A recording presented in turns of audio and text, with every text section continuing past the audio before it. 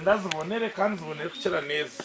Amashomero agarukuza kwerwa gari mu ishomero rya St Boniface Bwenkoma Primary School na Murama Government Aided School. Nuwagaba Julius umukuru w'ishomereri ayerekera kusima ahabo kutungo buhezobu. And I feel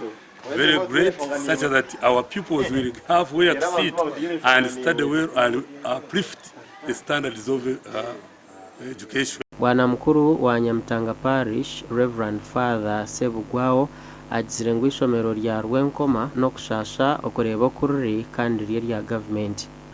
So stome kwenye ras ikimishe ras na chango na ofisi ya master ngo hareba urarudanga so twaganiraho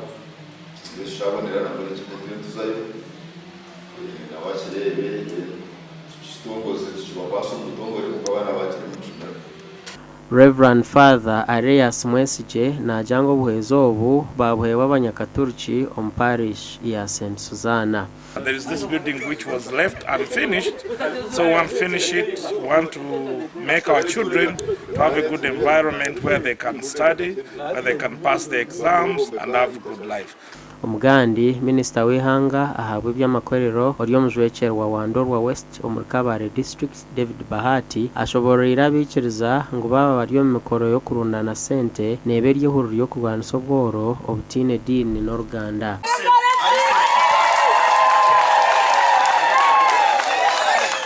David Bahati agambire bo bwabira kuriro mukoro bwo kurundana empiha zo kumaririza okwangusya ekanisa ya St Peters Karuhitsi Church of Uganda buyenje omparishe ya Nombe ya Chidiconary omunyankore omurubindi Kashari North Mbarara District. Ebitirimu tibineki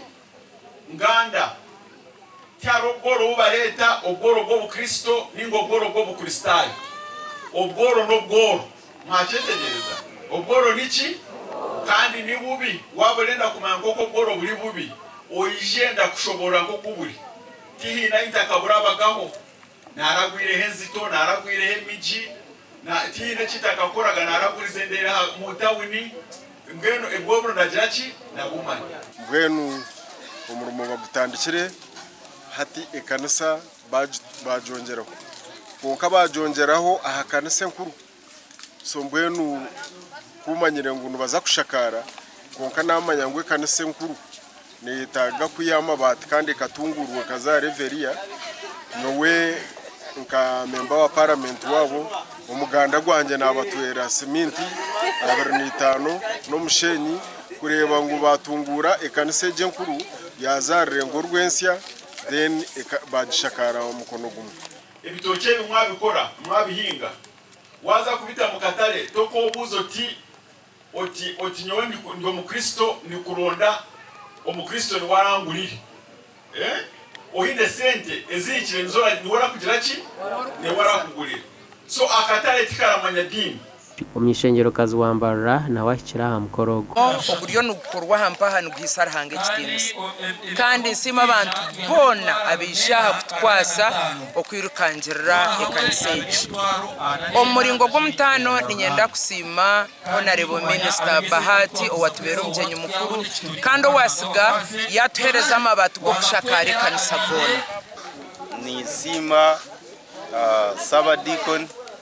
na n'ababuruzi n'aba reverend bona bakozere entekatekeji yo kurebeka ngo twayombeke kariseji twagitungura abo kuba abakristayo beyongire baba bingi so nibende umwanya buhamwe miliyoni gana mushanju ehuyire